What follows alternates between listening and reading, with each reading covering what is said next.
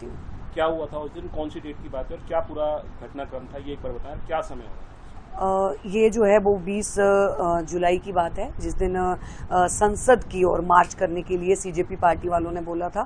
सो उससे पहले भी हम जो है वो लगातार उनके उसको जो है वो कवर कर रहे थे, लेकिन उस दिन हम लोग जो है वो कवर करने के लिए जब मैं वहाँ पे गई ग्राउंड पे, तो माहौल जो है वो मतलब बिल्कुल भी देखने लायक उस तरीके का नहीं था, क्योंकि हमने जो है वो वहाँ पे देखा, एक तो भीड़ बहुत ज़्यादा थी, लाखों की भीड़ जो है वो वहाँ पे पहुँच चुकी थी, और जो जितनी कैपेसिटी जो है अगर कहा जाए जंतर मंतर की थी भीड़ की, उतनी तो जंतर मंतर के अंदर थी, लेकिन उससे कहीं ज़्यादा भीड़ जो है वो बाहर थी, यानी कि सीपी में थी, पालिका में थी, उस जगह पे जो है वो देखने को मिली। बैरिकेड से पुलिस ने जो है वो हर किसी को रोक दिया था, लेकिन सबसे बड़ी बात थी कि जो एडवाइजरी थी पुलिस की, वहां पे कोई भी हमें पुलिस की एडवाइजरी को मानते हुए नजर नहीं आया था। लेकिन हमने फिर भी, क्योंकि हमें पता था कि इस तरीके का माहौल जो है वो पैनिक हो सकता है, हमने जो है वो प्रोटेस्ट को कवर करने के लिए हम अंदर गए। तो जैसे ही हम लोग जा रहे थे, सबसे पहले हमारी एंट्री पे ही जो वो वहां पे लोग पहुंचे हुए थे, कुछ ऐसे अराजक तत्व अगर जिनकी बात करें, खासतौर पे कहूंगी कि स्टूडेंट बहुत कम थे, बाहर के लोग जो है वो इस तरीके के जो कि खाली हुड़दंग मचाने के लिए ही वहां पे आए हुए थे, उनको देख के पता चल रहा था। हम लोग गए, वो लगातार चिल्लाना शुरू कर दिया कि गोदी मीडिया, गोदी मीडिया। हम फिर भी चुप रहे, हमने कुछ नहीं किया। हमने जो बाइट देना चाहता था, अपनी मर्जी से बोलना चाहता था, हमने उनसे पूछा कि आज आगे का क्या डिसीजन होगा, संसद को घेराव की आज बात की गई है, आगे अभिजीत दीपिके जो है वो क्या कदम जो है वो उठाने वाले हैं, सरकार से क्या क्या मांगे हैं। जिन जिन लोगों ने पॉजिटिव वाइट दी हमने ली, और तकरीबन ये बात है हमारी सुबह 11:30 बजे की, और उसके बाद हम लोग निकल लिए, क्योंकि हमें ये लगा कि यही है, और संसद घेराव अभी जो है वो हमें लग नहीं रहा कि होगा, क्योंकि पार्लियामेंट सेशन भी था उस दिन, मानसून का सत्र भी जो है वो चल रहा था।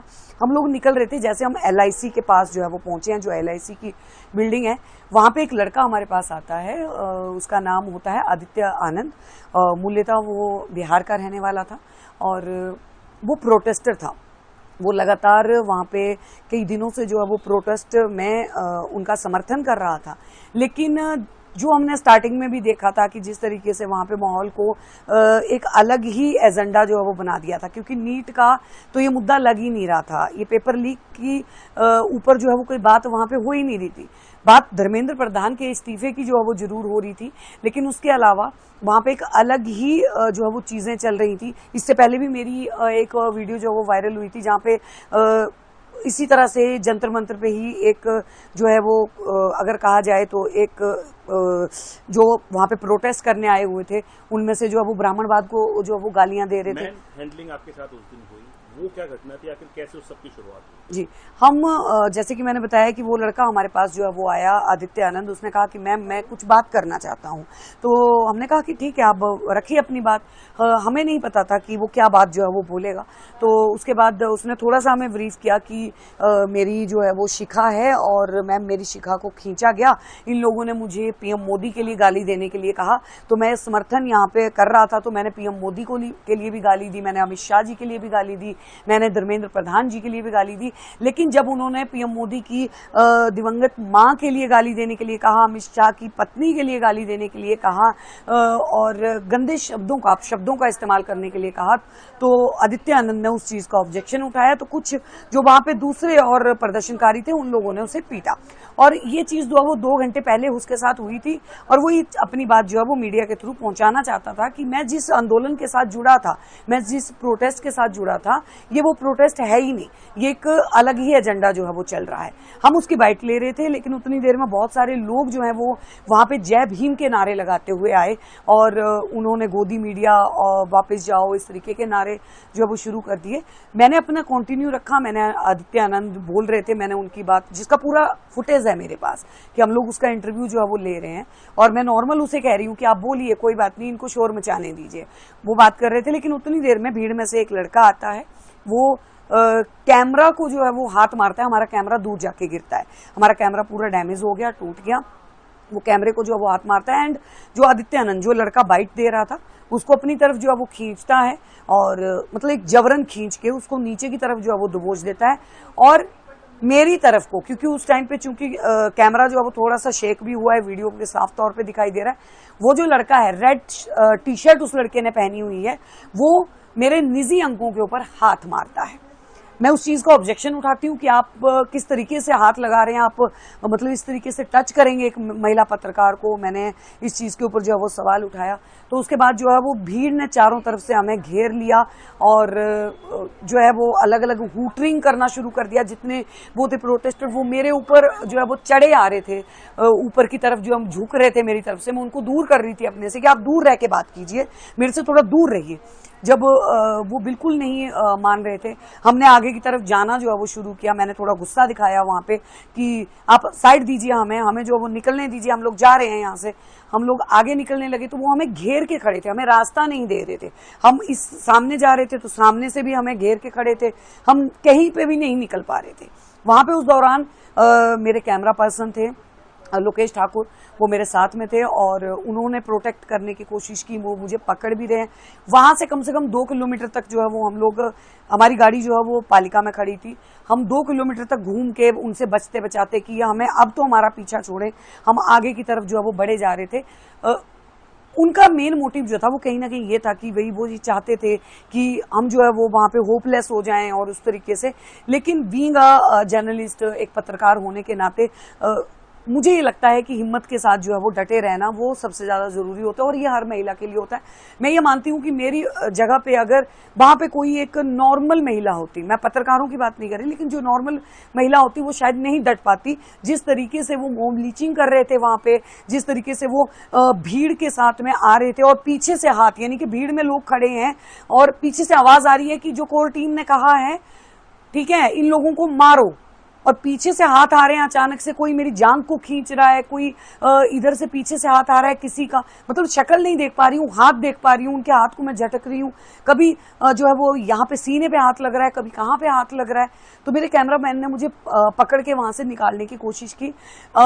हम लोग जब गाड़ी तक जो है वो किसी तरह पहुंचे तो हम लोग अपनी गाड़ी में बैठे तो उन्होंने हमारी पूरी गाड़ी को घेर लिया और गाड़ी को जोर जोर से पीटना शुरू कर दिया। मेरी गाड़ी का आगे से जो है वो ग्लास क्रैक हो गया।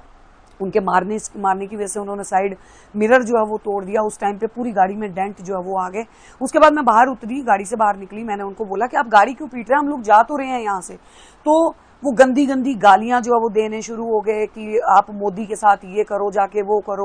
मतलब इस तरीके का वो सारी फुटेज जो है वो वायरल हो रही है अभी कि किस तरीके से लोग जो है वो वहां पे बोल रहे थे। और कुछ एक तथाकथित चेहरे थे जो बार बार आके हूटरिंग जो है वो कर रहे थे, गंदे गंदे इशारे कर रहे थे, अपने प्राइवेट पार्ट्स को दिखा दिखा के इशारे कर रहे थे।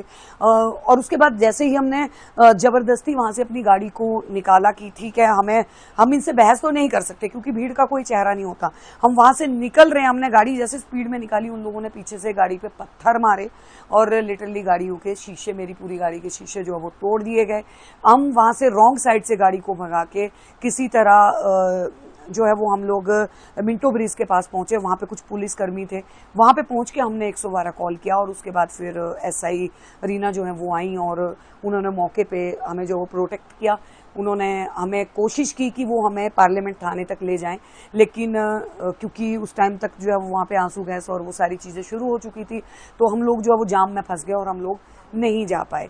हालांकि मतलब उसके बाद ये वीडियो जो है वो काफी वायरल हुई। हम किसी तरह से वहां से जो है वो अपने आप को बचा के तो आ गए, लेकिन हमारे अलावा भी वहां पे मैं ये कहना चाहूंगी कि जितनी भी फीमेल पत्रकार थी सबके साथ ही बदतमीजी हुई, सबके साथ बदतमीजी हुई। बस वो बात अलग है कि मेरी वीडियो ज्यादा वायरल हुई और भी उन्होंने भी अपने साथ दिखाई हुई अभद्रता जो है वो दिखाई कि किस तरीके से ये अराजक जो है वो लोग आए थे, ये उपद्रवी आए थे।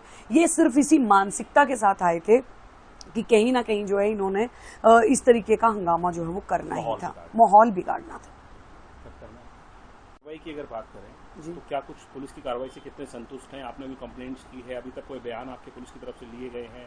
क्या कुछ पुलिस की प्रक्रिया जो है वो अब आपके साथ हो रही है या फिर आप कहां तक इस मामले में स्टैंड हो रहे हैं? देखिए, उस दिन की मैंने बताया कि एसआई रीना जो है वो हमें लेके जा रही थी पार्लियामेंट तक। तो जैसे हम लोग जा रहे थे तो उनकी गाड़ी के ऊपर भी उस टाइम पे उन्होंने जो है वो आके नॉक करना शुरू किया, प्रोटेस्टर ने वो ठोक रहे थे। लेकिन फिर हम वहाँ से, क्योंकि जाम में फंस गए थे और काफ़ी लेट हो गए थे, तो वहाँ के जो आईओ थे मोहित पार्लियामेंट थाने के, उनसे बात हुई।